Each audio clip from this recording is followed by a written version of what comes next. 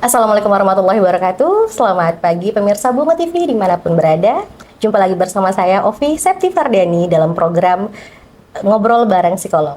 Hari ini kita akan ngebahas tema tentang eksploitasi anak, yang mana nanti saya bersama narasumber langsung saya hadirkan di sini. Kita akan membahas dan berbincang terkait tentang eksploitasi anak. Baik pemirsa Bunga TV, sekarang bersama saya sudah ada Ibu Yuwin selaku psikolog di Kabupaten Bungo tentunya, yang mana kita akan ngebahas tentang eksploitasi anak, Ibu.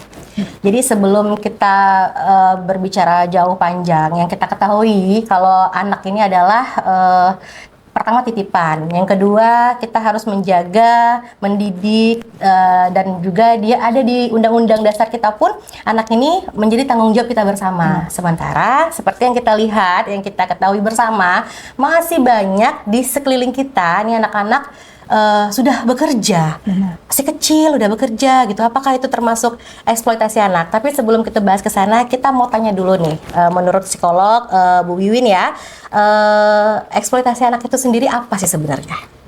Oke, eksploitasi anak adalah segala bentuk pemanfaatan anak ya untuk kepentingan orang lain dengan cara yang merugikan ya. Bisa juga membahayakan, atau anak itu tidak punya kesempatan untuk tumbuh kembang dengan cara normal gitu.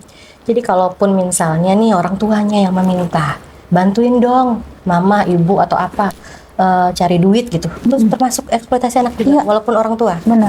Oh gitu ya. Nah itu berarti memang sangat kasihan ya Bu ya, kita melihat anak-anak sekarang yang tumbuh kembangnya, yang harusnya masa-masa umur segitu mereka bermain ya kan, belajar, nih malah bekerja mencari tambahan untuk ekonomi. Jadi kalau untuk eksploitasi sendiri ini Bu, apa namanya, dampak kalau seandainya seperti kita temuin sehari-hari di lingkungan kita, dampak terhadap anak-anak ini gimana ke depannya Bu? Eksploitasi ini kan tidak hanya terbatas pada fisik dan seksual ya, tapi juga dari bidang ekonomi, kemudian emosional, dan juga sekarang itu digital ya. Nah dampaknya, kalau anak ini kita berikan beban yang sebenarnya belum kuat mereka emban gitu ya, pasti akan berakibat pada akademiknya. Penurunan konsentrasi, kemudian juga nilai yang turun, ya. Kemudian mungkin bisa jadi putus sekolah karena itu, karena mereka kelelahan, udah lelah cari pendapatan, ya, tambahan untuk keluarga, dan setelah itu harus belajar, gitu kan. Jadi tidak maksimal dari segi ekonominya, juga dia ada tekanan. Ya, mengalami tekanan, misalnya harus dapat uang sekian, ya. Kalau tidak dapat nanti kena marah. Nah, ini kan psikologisnya juga kena gitu. Jadi dampaknya bisa dia sampai tidak percaya diri, menarik diri dari lingkungan sosial, merasa dirinya tidak seberuntung anak lain gitu. Ini eksploitasi anak dengan perundungan itu berbeda atau sama sih Bu? Kalau konteksnya yang bedanya ya, tapi hampir sama sih sebenarnya. Bedanya kalau perundungan dia tidak mencari nafkah lagi kasarnya ya Bu, bukan ya. Dari segi ekonomi ya, tidak ada keuntungan dari segi ekonomi. Kalau perundungan lebih ke tekanan disebabkan oleh verbal yang menyakiti atau fisik yang dilakukan berulang-ulang gitu. Itu kira-kira Bu, kalau misalnya dari faktor ekonomi nih, kan orang tuanya nih kita bicara nih yang nggak mampu terhadap perekonomian, jadi anak lah jadi korban nih untuk dieksploitasi, dari kecil sudah disuruh untuk bekerja gitu ya. Ini orang tuanya apa perlu dididik kembali gitu, tanda kutip ya Bu, ya, maksudnya perlu dididik kembali, atau dari pemerintah atau mungkin dari sisi psikolognya perlu memberikan apa gitu untuk orang tuanya agar jangan terjadi lagi hal seperti ini gitu? Iya, perlu diedukasi, menyadarkan bahwa anak ini amanah, tanggung jawab kita. Belum saatnya mereka untuk membantu secara ekonomi, ya. perlu kita kerjasama dengan dinas sosial mungkin ya. Dinas sosial memberikan penyuluhan-penyuluhan. Ketika ada kesempatan parenting, perkumpulan desa misalnya, itu perlu kita berikan. Kalau misalnya di tempat kita terdapat nih eksploitasi anak, ya, berarti itu perlu diberikan edukasi, penyadaran gitu. Oke, pemirsa Boko TV, nanti sebelum kita lanjut, kita akan tahu juga nih gimana ciri-ciri anak yang sudah dieksploitasi oleh orang tua atau lingkungan sekitar. Tapi kita jeda sesaat, tetap bersama kami di Boko TV.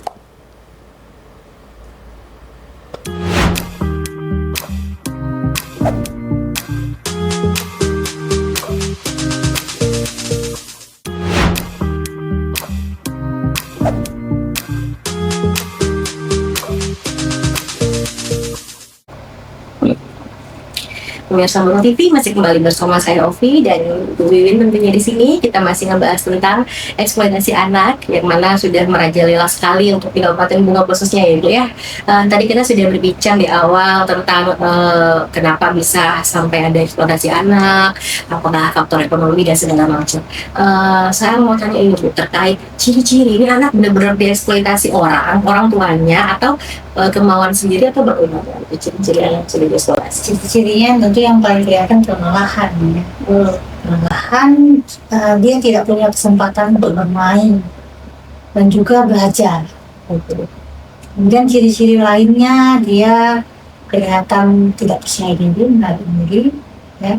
Kemudian dia merasa dirinya rendah dari yang lain dan juga terdapat rasa takut, cemas, dan juga ada rasa ada perbedaan antara dia dengan anak-anak lain, merasa lebih lebih tidak beruntung dibandingkan anak-anak lain. Kalau misalnya salah satu anggota keluarga kita nih ada yang terkena eksploitasi, dampak jangka pendeknya apa yang terjadi terhadap anak ini dan dampak jangka panjangnya seperti apa nanti ke depannya? Oke, kalau jangka pendek tentunya kecemasan ya, ada rasa takut, kemudian dia sampai selera makannya tidak baik, iya, kemudian gangguan tidur, ya. Tapi kalau jangka panjang sampai depresi, ya, bisa juga PTSD, post traumatic stress post traumatic, ya. Jadi ada mengalami trauma-trauma, ya. Kalau dari segi fisik, kalau misalnya anak itu ditekan juga nggak dapat, misalnya dipukul, dicubit, itu lebih kasihan lagi gitu ya. Nah, dari segi fisik bisa juga kesehatannya juga terganggu, gitu. Jadi memang sangat luar biasa. Kita harus sama-sama memerangi ini ya, nggak bisa satu orang, nggak bisa orang tuanya pun. Pemerintah harus ikut serta ya Ibu ya, karena namanya anak ini pun di undang-undang pun disebutkan tanggung jawab kita bersama, ya benar. Berarti kalau seandainya nih kita lihat nih ada anak-anak yang bekerja, itu kalau kita harus apa yang harus kita perbuat untuk ini anak-anak biar nggak usah kerja gitu? Iya. Apakah kita harus ke orang tuanya? Sementara kita kadang nggak tahu nih orang tuanya di mana. Kadang mereka pendatang gitu ya kan, kita nggak tahu. Iya. Apa yang harus kita lakukan kalau dari sesi kalau kita kenal itu lebih enak kita yang mendekati. Tapi kalau nggak kenal, misalnya kita lihat di lampu merah gitu ya, kita nggak punya kuasa tuh untuk gimana nih cara kita biar dia tidak tereksploitasi, nggak bisa. Mungkin kita bisa menghimbau nih kepada Dinsos ya, atau misalnya Satpol PP ya, untuk mentertibkan ya Bu ya.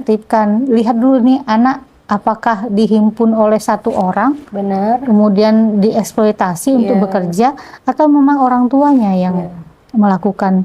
Yang lebih bahayanya kan kalau misalnya ini anak dari keluarga tidak mampu, kemudian diambil, dipekerjakan. Nah, kita tidak tahu nih apa yang mereka hadapi ketika setoran dikit ya, entah mereka mendapatkan kekerasan. Nah, itu yang perlu kita gali ketika kita temukan peristiwa seperti itu di lingkungan kita. Jadi jangan apatis ya. Bukan urusan saya, itu bukan urusan saya gitu. Itu yang perlu kita hindari. Pedulilah gitu ya, bahwa masa depan mereka itu masa depan negara kita. Gitu. Mudah-mudahan nanti dengan tayangan kita dinas terkait atau Satpol PP tadi khususnya Ibu ya di Kabupaten Bogor bisa membantu agar tidak ada lagi anak-anak yang usianya seharusnya selayaknya mereka bermain, belajar, happy gitu kan Bu, nggak harus bekerja memikirkan hari ini harus dapat uang sekian gitu kan. Nah, tetap bersama kami. Nanti kita akan kembali setelah pariwara berikut.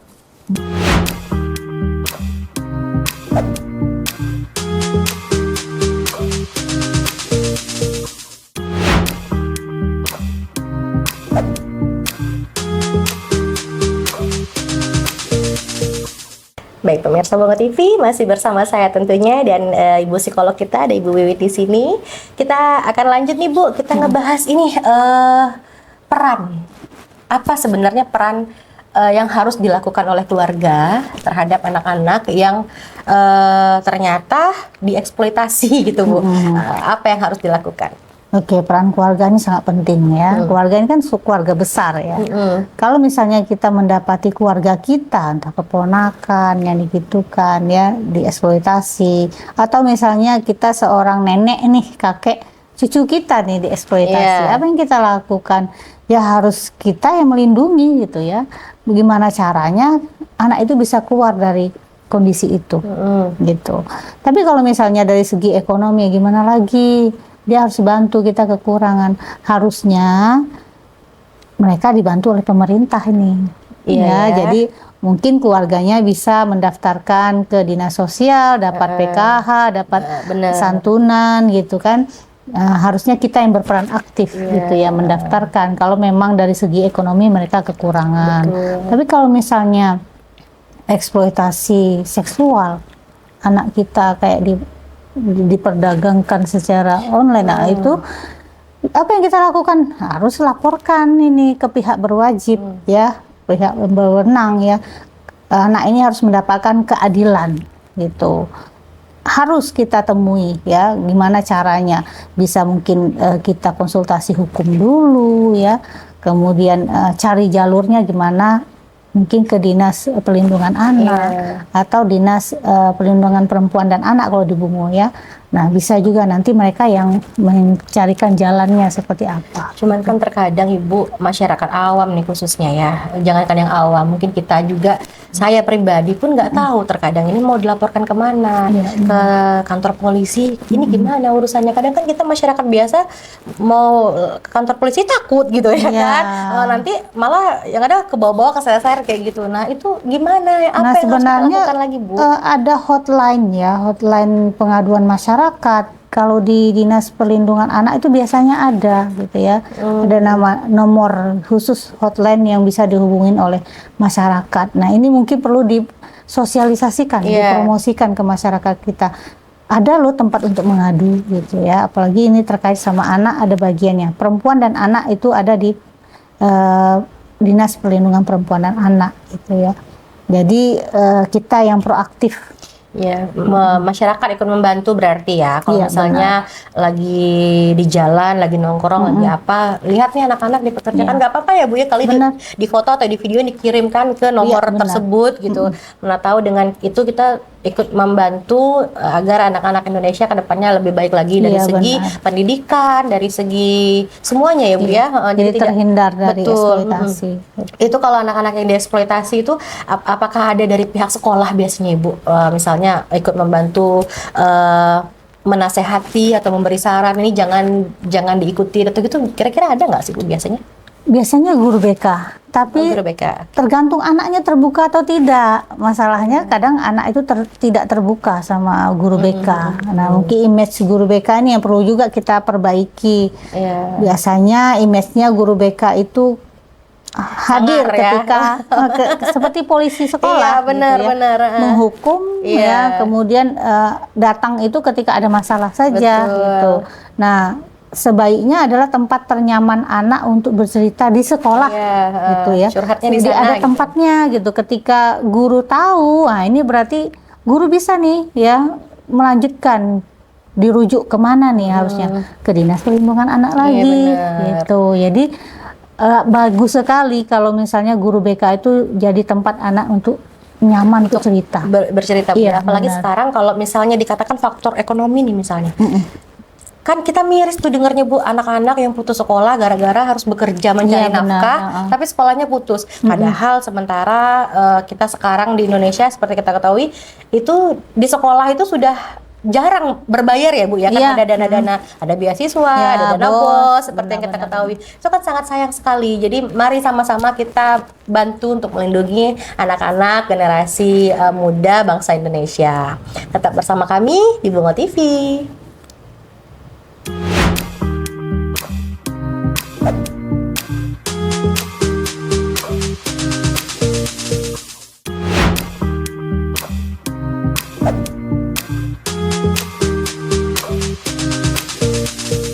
Baik pemirsa Bungo TV dimanapun berada, masih bersama kami berdua tentunya di program Ngobrol Bareng Psikolog bersama Ibu Wiwin sudah di sini dari tadi menemani saya tentunya.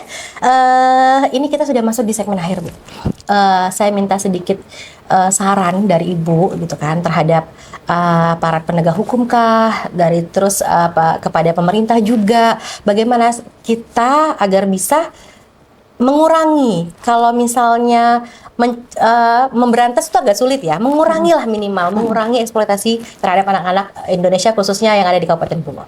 Oke, yang paling gampang yang sudah terlihat ya. Iya. Kalau sudah terlihat itu kan kayak di lampu merah, itu kita harusnya jangan hanya membubarkan, kemudian ngasih konsekuensinya, tapi lihat latar belakangnya. Ini anak dari mana nih mereka dapatkan, ya. Terus apa nih yang menyebabkan anak ini harus dieksploitasi? Apakah masalah ekonomi atau masalah yang lainnya, ya? Jadi memang perlu lihat latar belakangnya. Jadi memang dirunut gitu ya. Kenapa sampai mereka bisa bareng-bareng? Apakah ini ada satu yang mengumpulkan gitu ya? Yeah. Jadi memang perlu kita cari tahu latar belakangnya. Jangan hanya kita membubarkan, menghukum, tapi tidak tahu nih anak ini diapakan ya, anaknya siapa gitu. Jadi perlu kita tahu itu sehingga nanti penanganannya lebih mengena gitu. Kalau misalnya anak ini dibawa dari keluarga yang tidak mampu, berarti orang tuanya sebenarnya terpaksa kan, benar. membiarkan anaknya diambil gitu. Nah berarti kan orang tua pun punya beban psikologis, dipisahkan dari anak, tapi gimana lagi ekonomi Demi kita, ekonomi, benar, betul. kan gitu. Jadi perlu tahu itu ya.